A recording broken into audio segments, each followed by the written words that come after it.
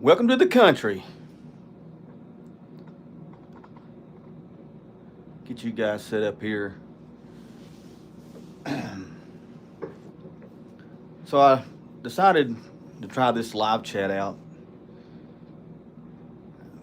The weather's turned off miserably cold here today. Kind of first day we really had any cold weather here in western Oklahoma, so it's been pretty nice up to this point.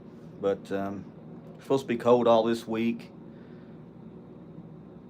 so it'll be a good time just to stay in the house and hang out and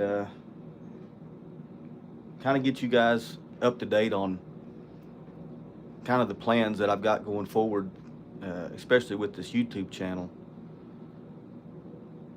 But I think I need to start off kind of from the beginning.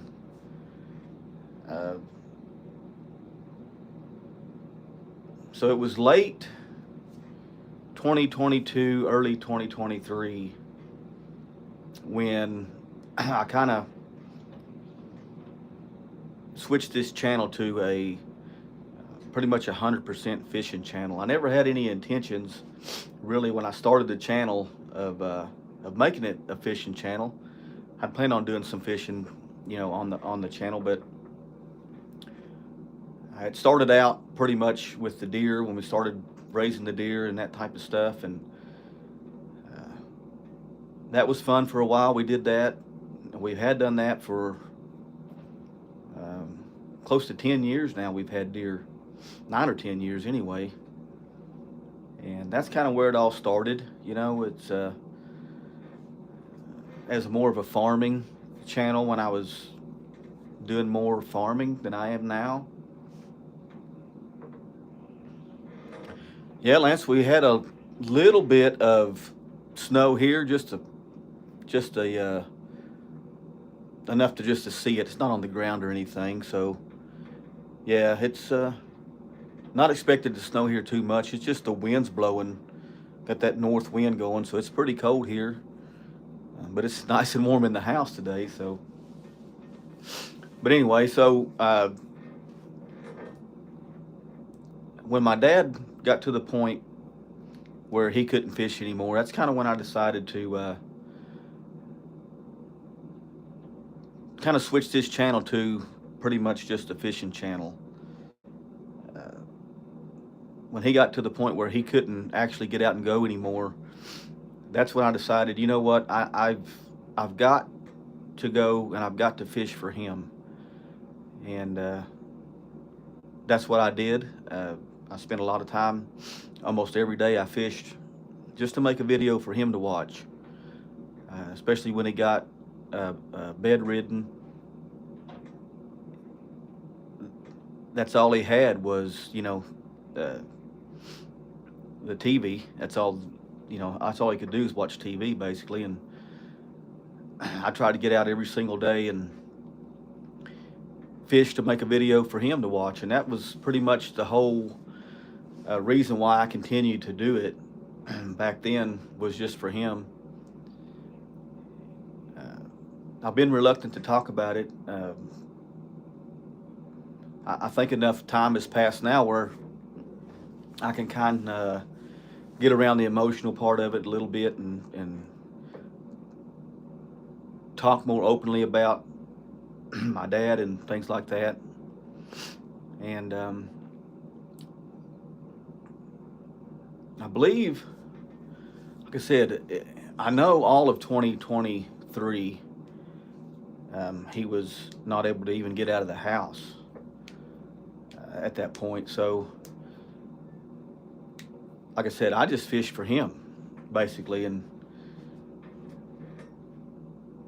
he passed away in October of 2023. I was deer hunting the day I got the call, and I pretty much decided, there's no sense in just keep going. I was just doing it for him, and now that he was gone, I was just going to quit. So from October 2023 till January 2024, I didn't make a video. And I don't think that I don't think he would have wanted me to quit. I'm definitely uh, not a quitter. I wasn't raised that way. Struggled through adversity my whole life.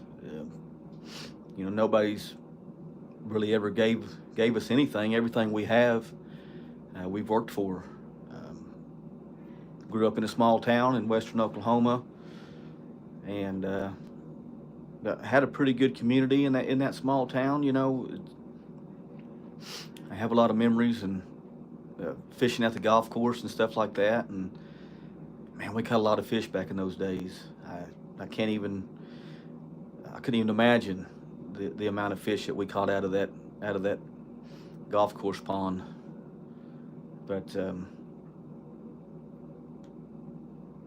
the point now, I think it's really starting to hit me looking back on it, because this year, a month from today, I turned 50 years old, and I think that's kind of been weighing on me a little bit, and it's been driving some of the decisions that me and Tammy have been making, especially the last 6 months or so. Uh, with my dad passing away, and then her mother passed away recently, and uh, with her granddaughter Lakin passing away, um, we really feel like we need to get moving forward with life. Um,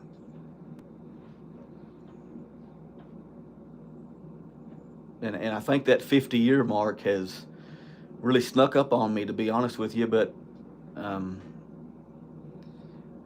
it's it's changed something in us where we've kind of let some things go, and a lot of the things that I used to do, the hobbies that I used to have, I've had to let go. I just don't have the time.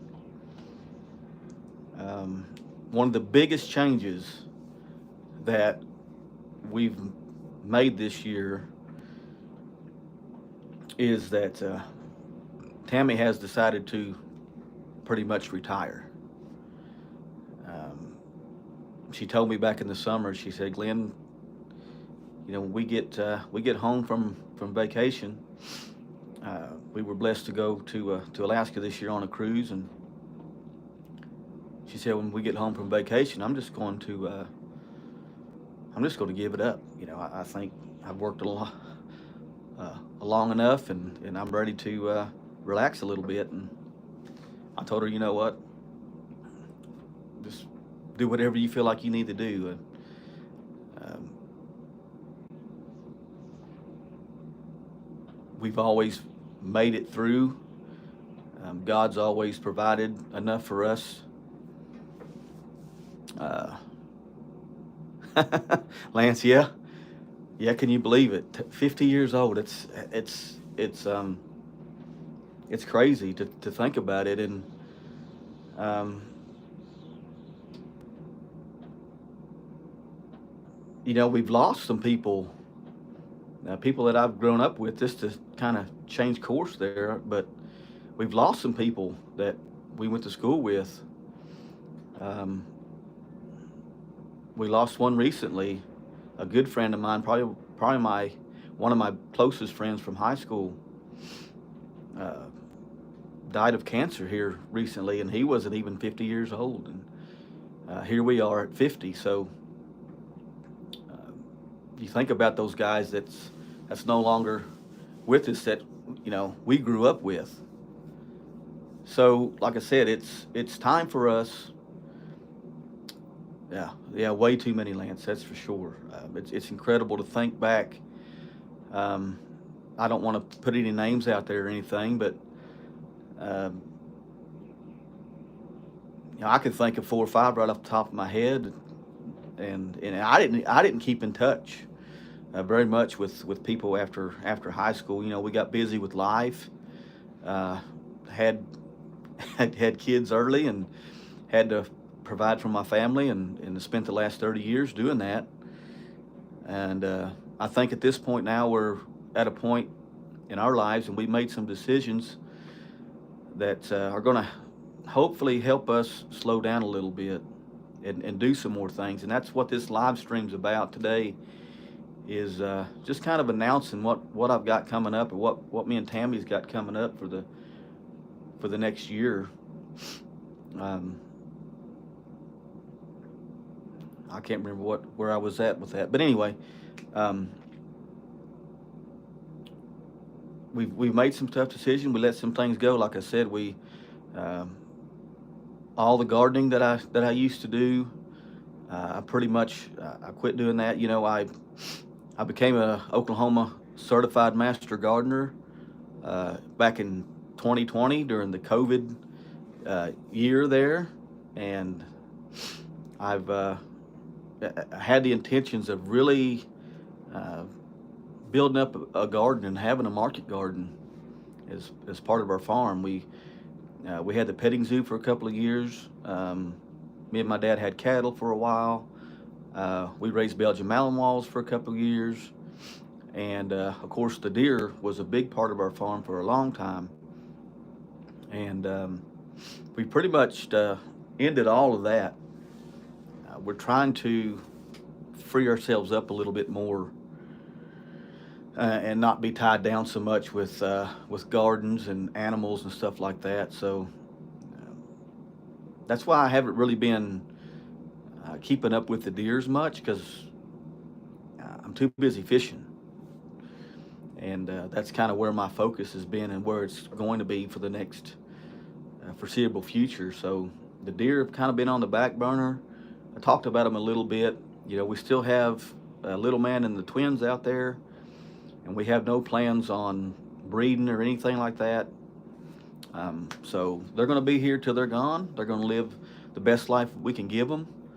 But once they're gone, then that's going to be the end of the deer farming part of our lives. That's so we're not tied down so much. So uh,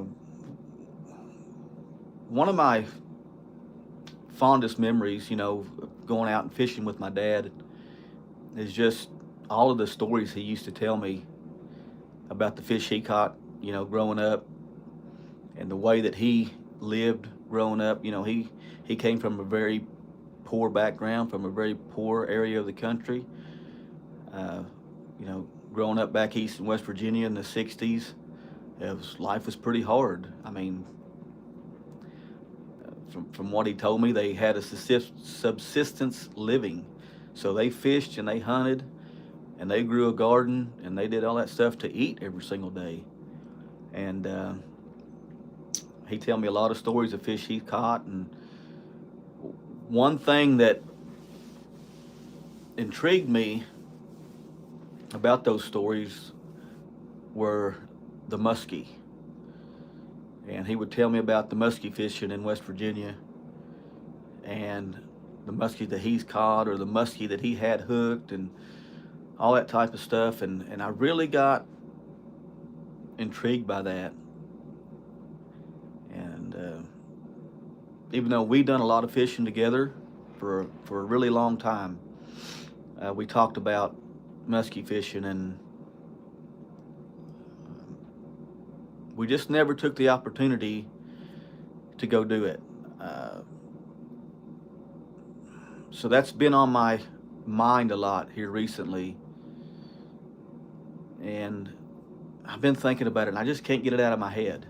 It's just something that's driving me towards uh, this path of wanting to catch a muskie. I've always wanted to catch one. Like I said, one of the biggest regrets of my life is not, me and my dad not taking the opportunity or taking the time to go do that. We done so much fishing together in South Texas and Louisiana, red fishing in the winter and stuff like that. We did that for several years. We could have took a muskie trip. We went to South Dakota and fished, and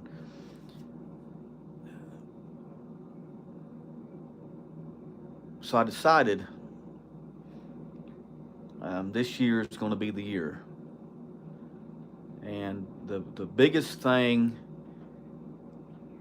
that we've got coming up, the biggest thing that we've done here recently, and I don't know how much I want to get into it about my whole the personal side of things, um, but we had let go of some things to move forward. So we kind of took a step back in order to move forward a little bit, and so we decided to sell our property.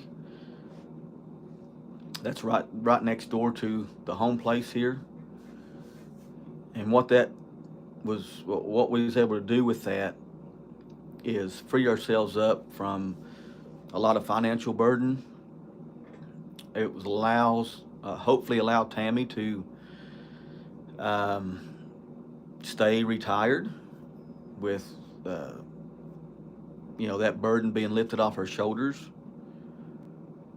But it's also opened up a world to us to where we can hopefully expand a little bit. And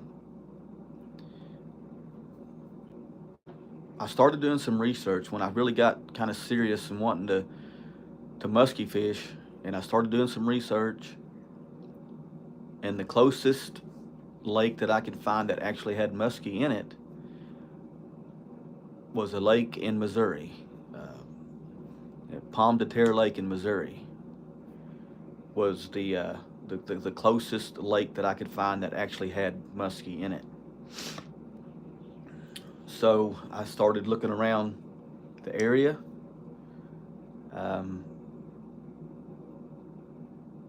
We made a trip out there a couple of weeks ago, and we're in the process of buying 3.5 acres out there on Truman Lake.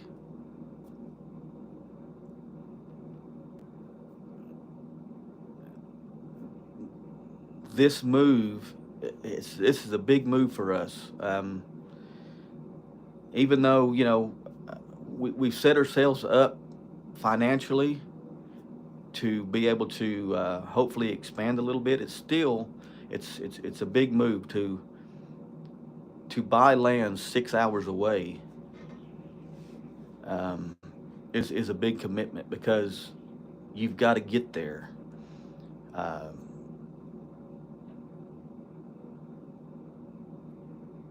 The land is just raw land. It has no utilities, no dwellings, no anything. It's just 3.5 acres of woods, 500 yards away from the Pomme de Terre River, 5 minutes from Truman Lake, and about 10 minutes from Pomme de Terre Lake. So we're right in the middle of so much out there with Truman, Pomme de Terre, Stockton, Lake of the Ozarks. You got Table Rock out there. You got Bull Shoals just right there on the border. We're an hour and a half from Branson. So we're right in the middle of so much out that way. There's so much more opportunity out there than there is here. So that's what we decided to do. We went and looked at the place. We met the guy. We made an offer. We've got the contract signed. So all the legalities have to get worked out. So that's what we're in the middle of right now, is just letting all those legal things, the bank and all that stuff, get filed. And it's not a done deal. Just because you have a contract signed, that don't mean it's a done deal. But whether we buy this property or we don't, I'm still going to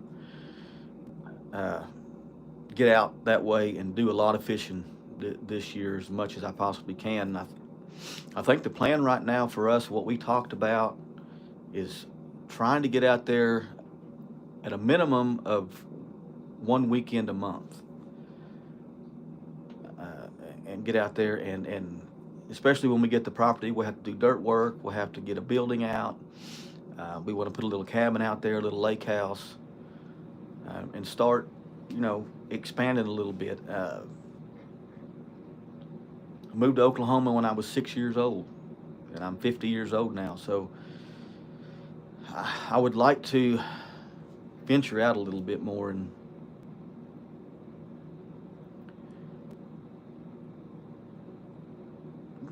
this opportunity only presented itself with my dad's passing. Without him, I don't have any of this. He was so instrumental in us buying this property, being able to afford this property. And on the other side of it too, I was a half partner. So he couldn't do it without me, and I couldn't do it without him. So without each other, we don't have this property. Without each other, um, we didn't have this equity. We didn't have this financial opportunity. Without each other, we didn't have the the, the memories that we built this place up from raw land, building the fences and buying the cattle and doing the deer and the dogs and everything that we did and we tried, the deer hunting. You know, when we bought this property that we live on, this 52 acres, which by the way is uh, bought and paid for, now that we sold that property, it allowed us to take the sale of that property and pay off the land that we live on, the 52 acres we live on. So we were blessed to be able to do that.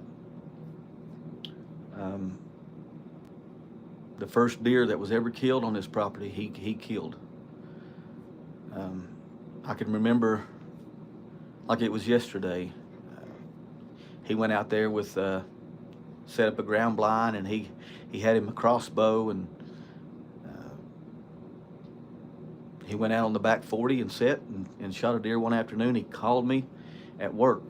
I worked at the metal shop then, and said he'd shot a deer. And man, I drove over here as fast as I could, and we recovered that deer, and it was a cool deal. He killed the first deer, I believe, here, and I want to say he killed the first deer on the neighboring property after we bought that place. You know, so we had quite a few years of being able to enjoy this property, but you know, sometimes, like I said, we've got to take a step back to move forward, and that's what we've done. We let that go. We had mixed emotions about it. We want to do the right thing for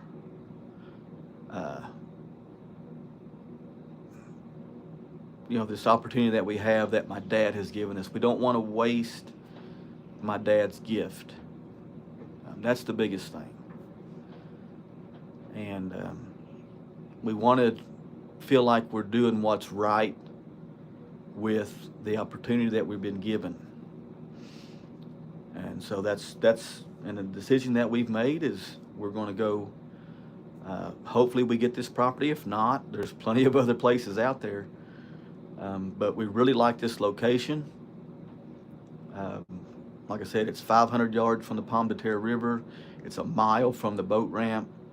It's surrounded by hundreds of acres of public land. So even though we just have 3.5 acres there, it's all public around it. So we can go anywhere we want. So it's more like we have hundreds of acres, really. Nobody's going to be able to build around you, so it's going to be pretty quiet and secluded where we're at. We're way off the beaten path, which is where we like to be. So it's a great location, I think, for us. Even though it's 6 hours away, that's a big commitment to get there. But I think we're setting ourselves up financially to be able to at least make that trip once a month, you know, and fuel costs back and forth, and probably a hotel rentals and staying in the hotel, and then, you know, all that comes with spending money to fish the lakes. Those lakes aren't free to fish. You have to pay to fish them. From what I understand, it's $40 a year for a yearly pass to fish Pomme de Terre.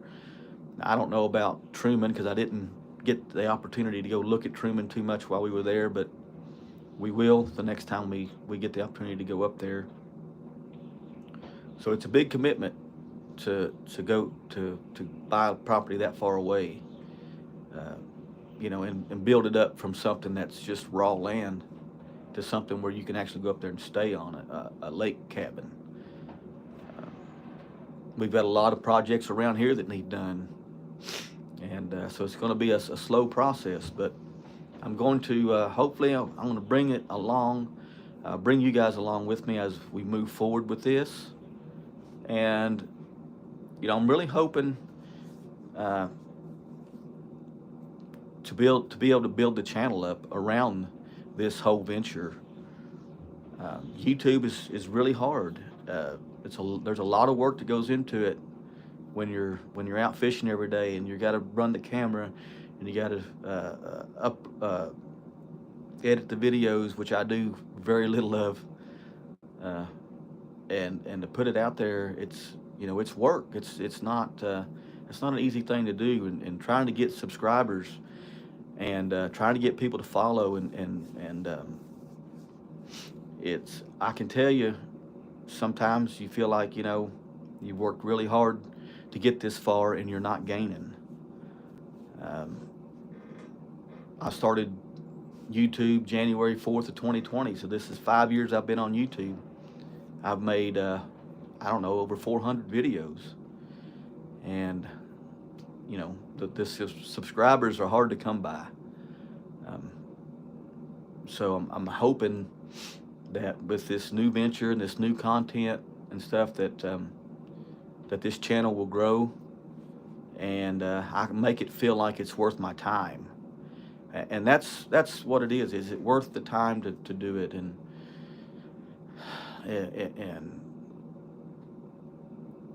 I think honoring the memory of my dad and keeping this going. He doesn't need YouTube to watch me. He's watching me from heaven. So he doesn't need YouTube to watch me anymore. But I want to make him proud. I have to live my life just like my dad is watching me. I have to make him proud, and I live my life every day knowing that hopefully he's proud of the decisions that I'm making. Get up and go to work every day, and I have a really demanding job. A lot of hours, 6 days a week, a lot of times, a lot of stress. Even though I've got a lot of good people that I work with, and I'm really fond of the crew that I work with. I would much rather be fishing, to be honest with you. And the more subscribers you get on YouTube, the more financial freedom you get from that. At some point, I'd like to be able to take a lesser, demanding job. Right now, financially, with Tammy retiring, so we don't have her income, and we need that. She needs that insurance and that type of stuff. I'm kind of I'm right where I feel like I have to be for right now, but who knows what the future is going to bring. But so anyway, that's just kind of a quick explanation. I don't want to sit here for too long. It's been 30 minutes already, so I want to get on with a few things and show you guys the setup that I'm going to be using in this muskie fishing adventure coming up. And we'll start with the rod. Now, I have spared no expense to feel like I got the right equipment to get the job done. I'm not a guy that spends a ton of money on fishing equipment, rods and reels. I like to fish with vintage rods and reels and lures. You know that if you've watched the channel. That's just part of something I like to do to keep myself interested in it, and it helps me. I like to feel like I'm using things that my dad used back when he was coming up. And a lot of this fishing equipment that you see me use on this channel directly belonged to him. All that stuff was passed down to me. So I'm holding the fishing rod and the reel that my dad had in his hand. And I'm still able to catch fish. My hand is where his hand was, and that makes me feel good. So that's why I choose to fish with the stuff I fish with, because his hands were on it, right? So let's start out with the rod. So the rod I picked out, this is a 6 cents broomstick. It's a 7-foot, 10-inch heavy action rod.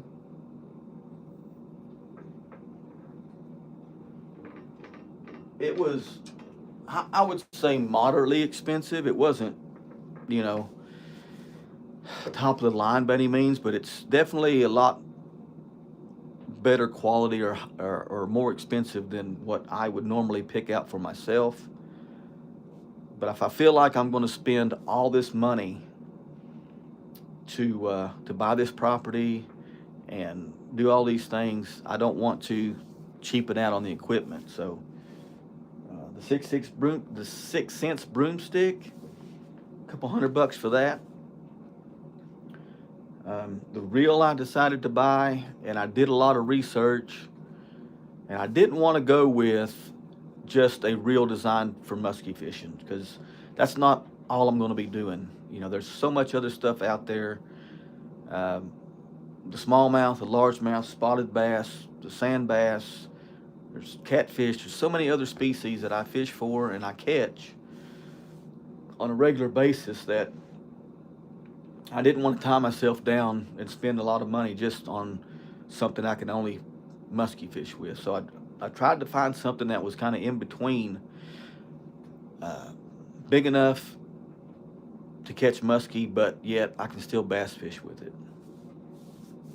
So the reel I decided to buy was a Baits. This is the Goat. This is a fairly high-end reel, especially for me. My local bait store, H2O Tackle in Elk City, Oklahoma, is where I picked this reel up at. They had one of this model. This is the larger size, and they only had it in black. So I really wanted a silver reel. I really liked that. They had one that was silver with a cork handle that I really was more fond of than this, but it was the smaller version. This reel is $430 for this reel, and it should last me a lifetime. Like I said, it's big enough. It's got enough line capacity to, I think, it can stand a muskie, but it's small enough still I can bass fish with it. So that's the reel that I decided to invest in for this adventure.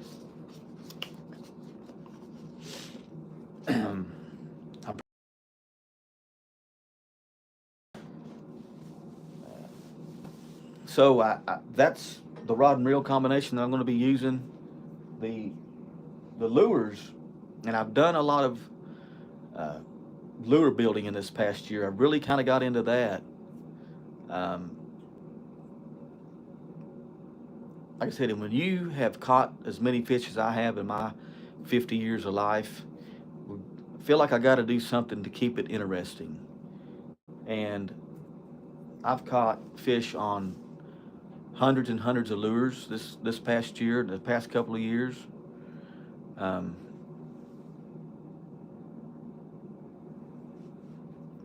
But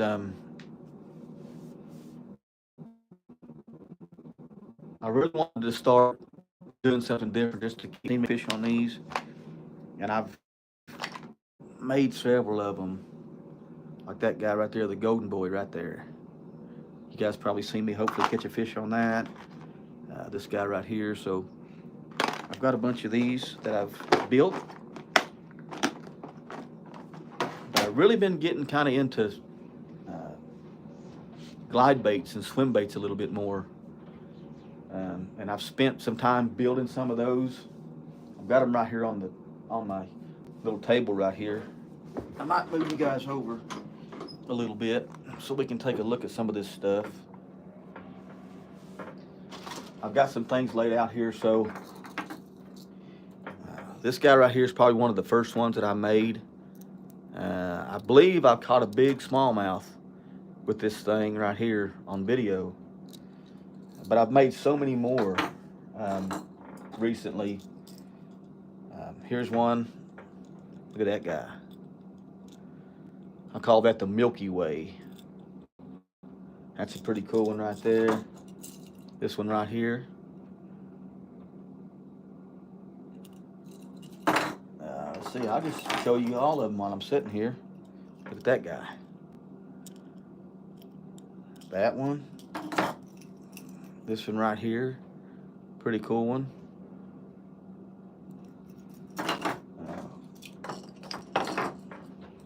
This is one of my favorites. This is the Woody. Look at that thing. I will catch a fish on this 100%. May not be a muskie, but I'll catch a bass on that thing. I promise you. All of these, hopefully. Here's another Woody right here.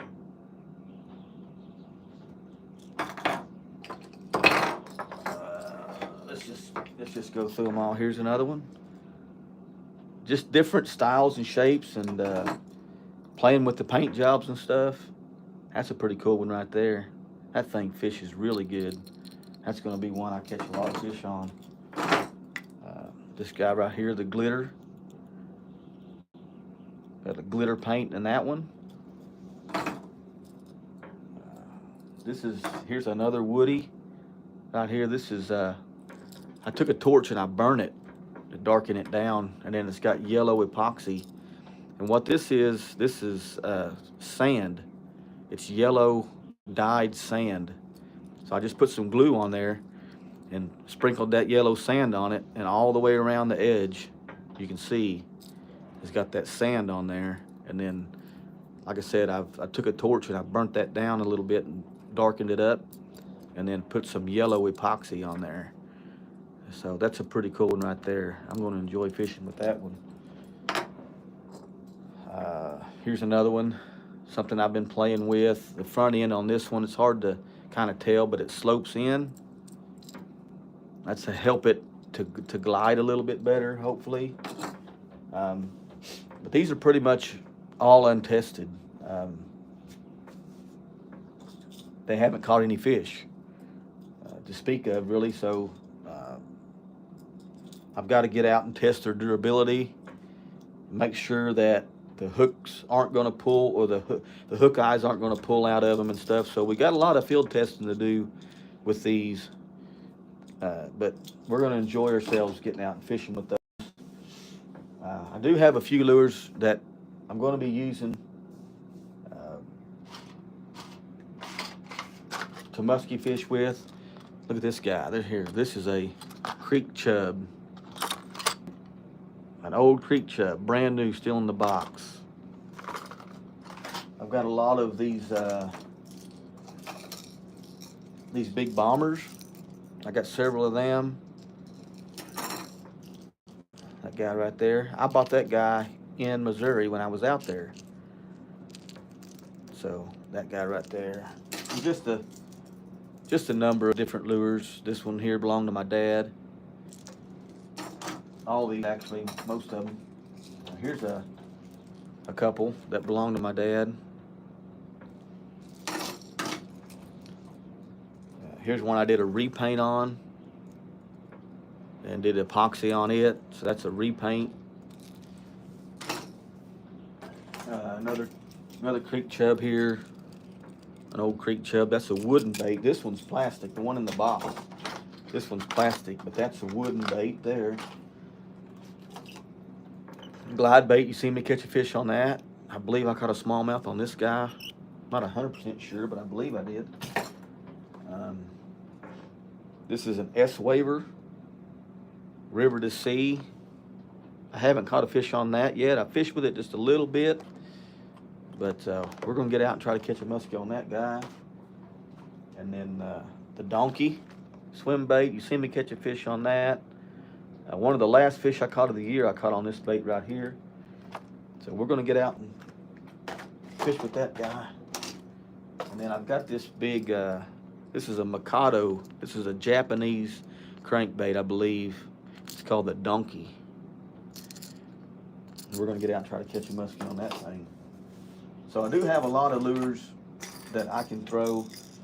The one thing that I don't want to do, obviously, is I don't want to get one of these untested handmade lures and get a big muskie hooked on it, and then have the hook ice pull out or something and lose the fish. So we're gonna definitely try to catch a muskie on these, but we're gonna do some field test on them before I do that.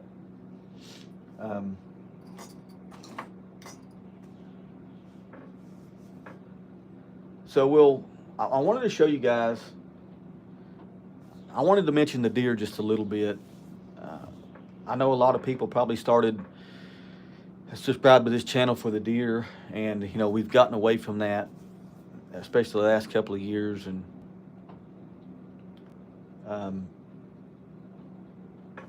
I showed Boaz, let me get you guys up here a little bit. I showed Boaz in the last video, but I have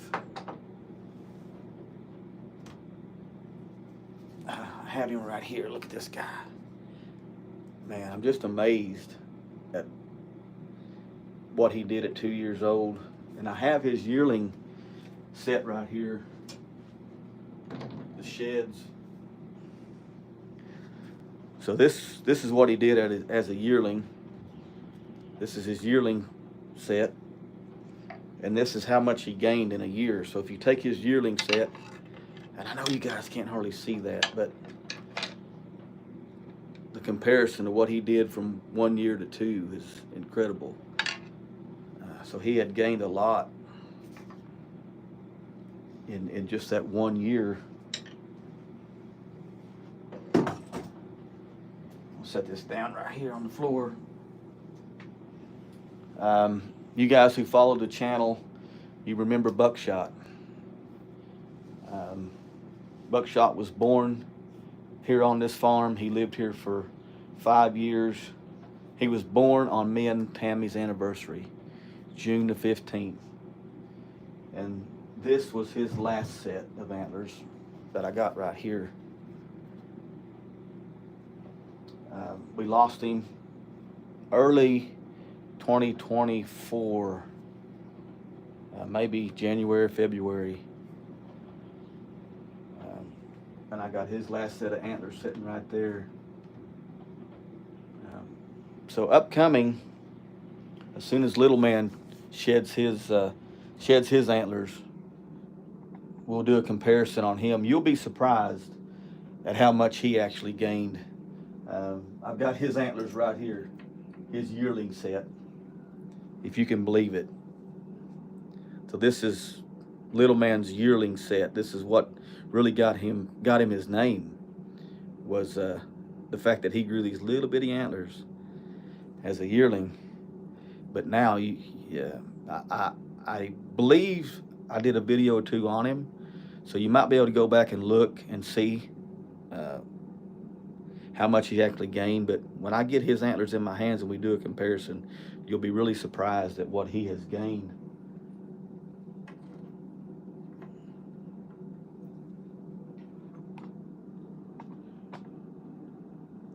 So like I said, that was kind of the biggest announcement that I wanted to get on here and make. The fact that we made this offer. We are in contract to buy this land, and we're expanding as, you know,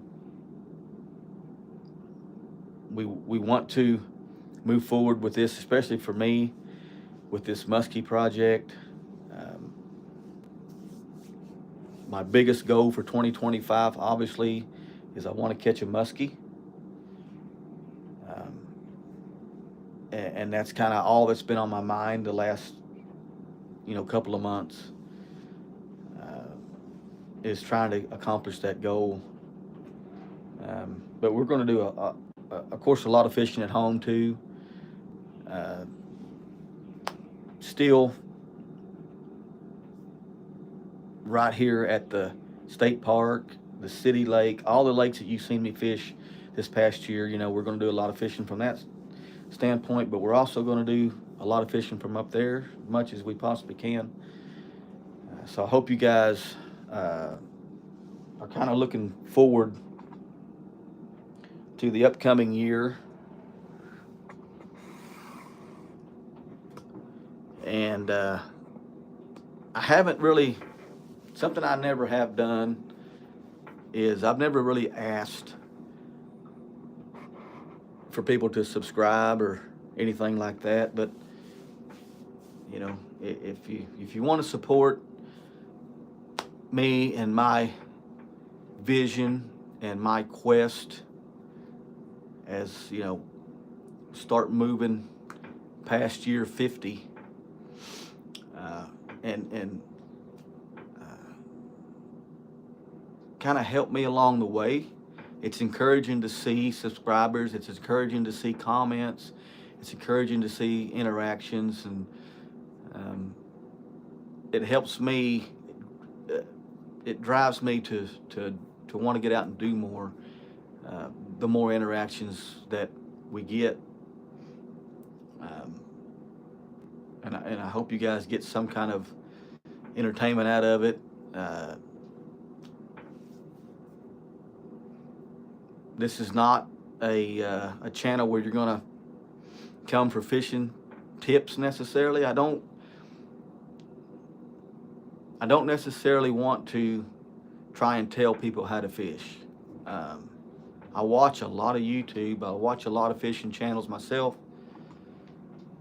But one thing that I don't like to do, or I don't like to be treated, or I don't like to watch videos necessarily that just want to try to teach me how to fish. Everybody has their own way of doing things. Everybody has their own way to fish. There's no right or wrong with fishing. In my opinion, you do what's best for you. I had a comment the one day where a guy got on the video and he said, I can't watch your channel because you're throwing with the left hand and you're reeling, and you're changing rod, you're changing your hands over and reeling with the left. And it was just, everybody's different,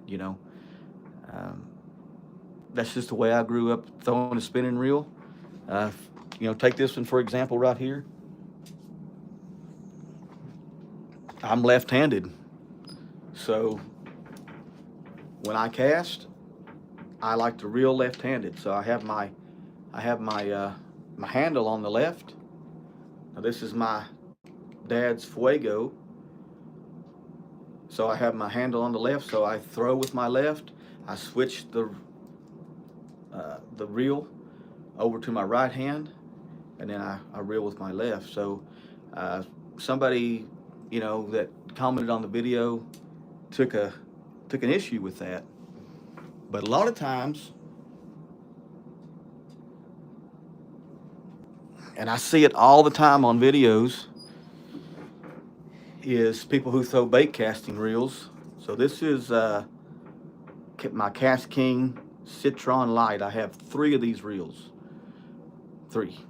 And you can see I have worn all the numbers off this thing. It has no lettering, no numbers on it. I have fished with it so much that I have wore all the markings off of it. And like I said, for the money, these Cast Kings, they're $35 on Amazon. And they have really performed well for me. But if you're a right-handed fisherman and you're using this reel right here, you throw it with your right, you switch it to your left hand, and then you crank with your right. So it's no different from me throwing a spinning reel with my left, switching it to my right hand and cranking with my left. So everybody has their own style and their own way of fishing. Whatever works for you, that's really not any of my business. So I'm not going to try to teach you how to fish. My biggest goal is, I think, is to get out and fish with some of these old lures that from the 40s, the 50s, the 60s, whatever, 40, 50-year-old lures that my dad fished with when he was a kid, and show that we can catch fish on this stuff again.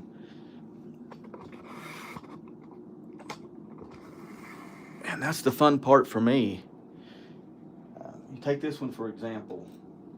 This is an old Arbogaster. This is an old lure right here. I love fishing with these old lures, and I've had so many that belong to my dad. And that's where it all kind of started, you know, whenever he got to where he couldn't fish anymore, and I started getting his stuff. That's where I kind of started really getting into fishing with the vintage stuff. Here's one right here. I'll show it to you guys.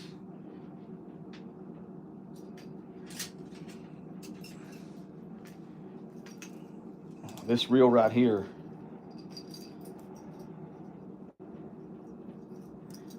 So this is a J.C. Higgins 400.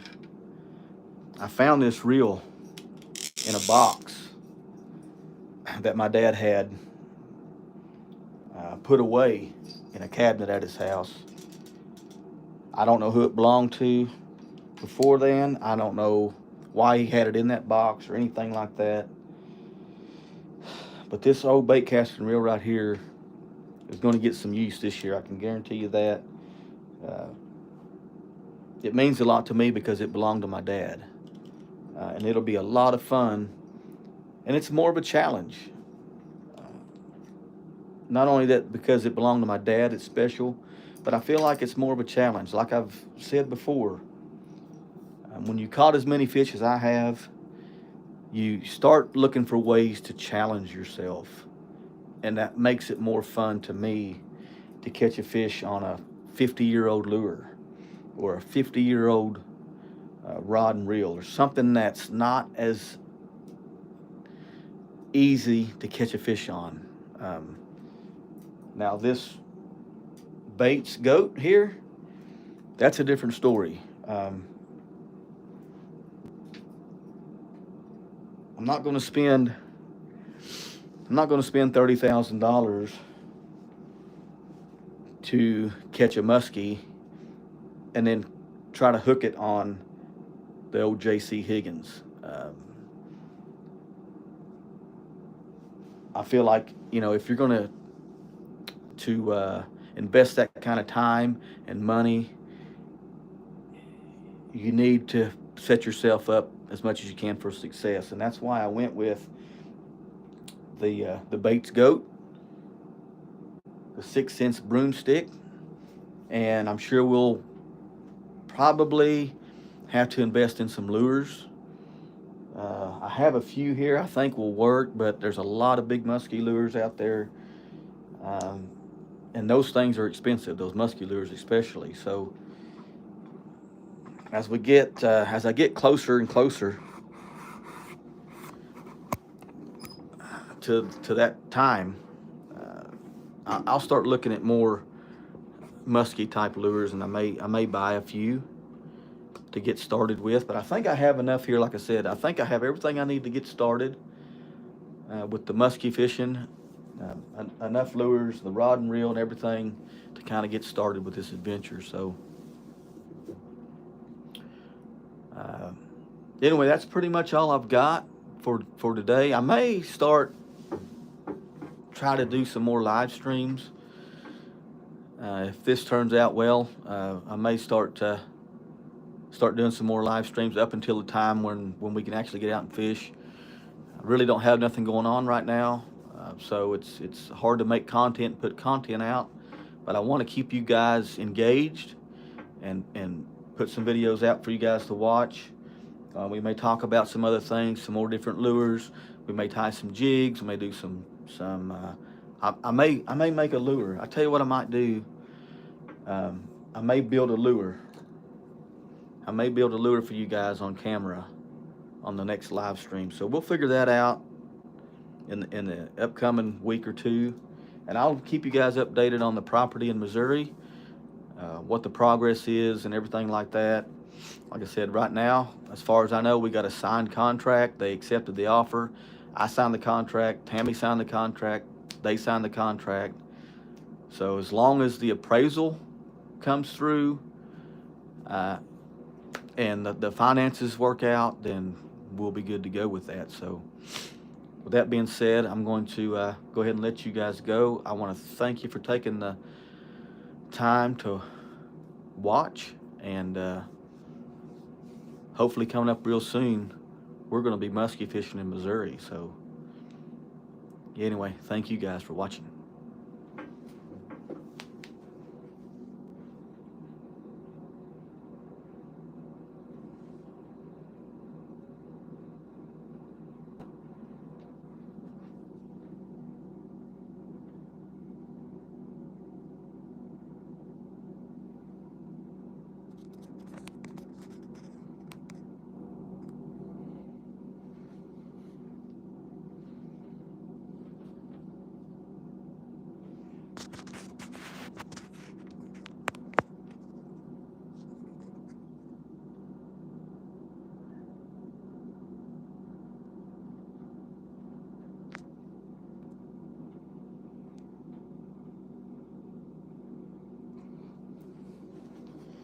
All right, guys, we'll figure out how to end this.